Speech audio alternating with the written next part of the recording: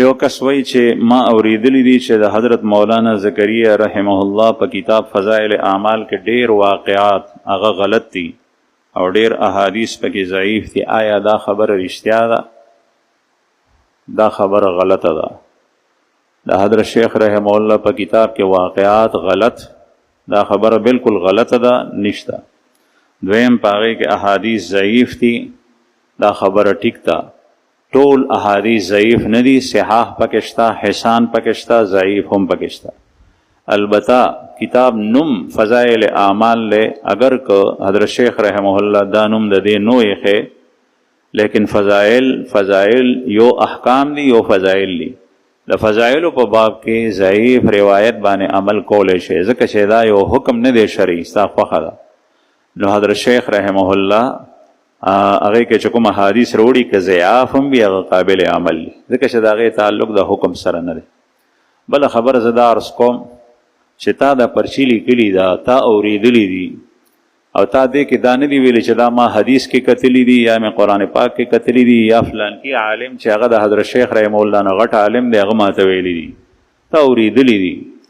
نو یو خو د الله رسول فرمایي کفا بالمرء کذبا ان یحدث بکل ما سمع، ایک انسان کے جھوٹا ہونے کے لیے اتنی بات کافی ہے کہ وہ ہر سنی سنائی بات کو پھیلاتا رہے.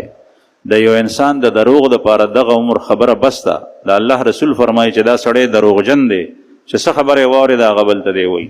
نو تا چې کله دا خبره اورېدلې ده او ته بل ته بیانې او تحقیق دې نه دی کړی، نو ته په خپله دروغجنې کاذبې د رسول الله صلی الله علیه وسلم د حدیث مطابق. بل چې تا چا نه اورېدلې دي نو هغه سړي تا ذکر نه دی کړی چې دا څوک دی. آیا دا د حضرت شیخ الحدیث مولانا زکریا رحمه الله د مرتبه او د مقام سړی دی په علم کې، په تقوا کې، په تورع کې، په للهیت کې؟ حضرت شیخ رحمه الله د احادیثو کتابونه لیکلي دي، د هغې تقاریر شته. زمونږ د پاکستان او د هندوستان علما تر اوسه پورې د هغې په اردو کې د بخاري یو تقریر دی هغه ګوري، تقریر بخاري، حالانکه دا هغې لیکلی هم پخپله نه دی.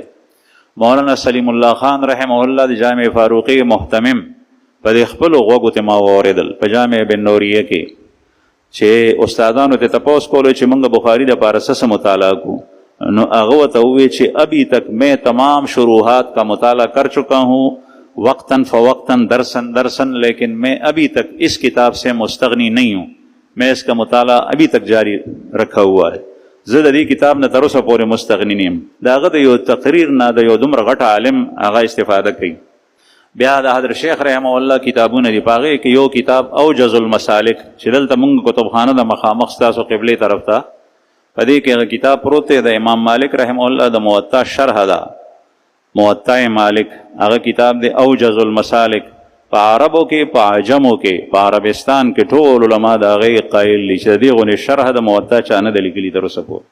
د یو داسې عالم هغه په حدیث باندې موضوع باندې قلم اوچت کړی کتاب یې لیکلی، نو هغه د غلط واقعات هغه ستا نه څه کمزوری دی په علم کې.